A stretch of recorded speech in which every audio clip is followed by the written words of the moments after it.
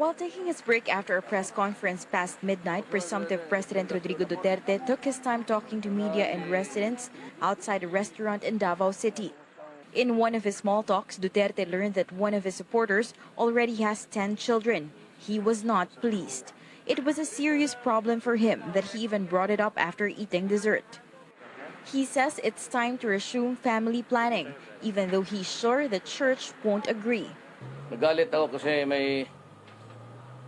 mayroon naman ng anak doon, 10 na yung anak. Sabi ko, ibalik ko talaga yung family planning. It will do us good. Mas maraming magawa yan. Walang kasamaan yan. And ako naman, I said, I'm a Christian but I am a realist and we have to do something on overpopulation. He talks about his plans of bringing Davao's family code in a nationwide scale.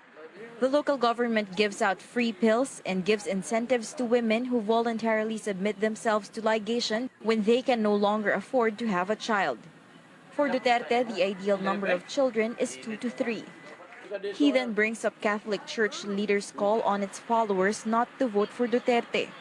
The incoming president uses the election as a basis as to what people want to see and who they believe. This will be the referendum. Kung sinong tama sa atin. Oh, look, were you able to stop me?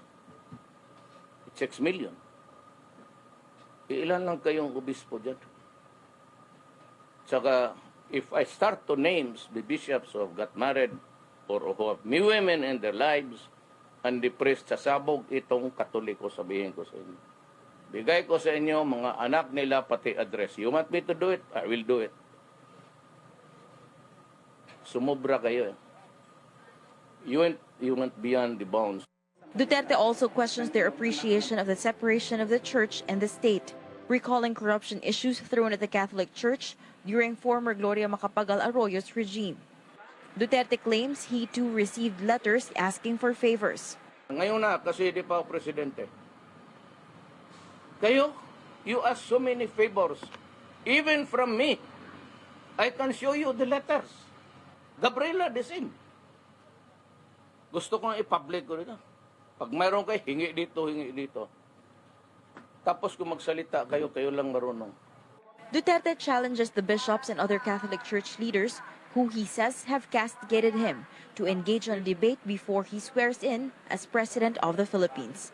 From Davao City, Trisha Trada, CNN Philippines.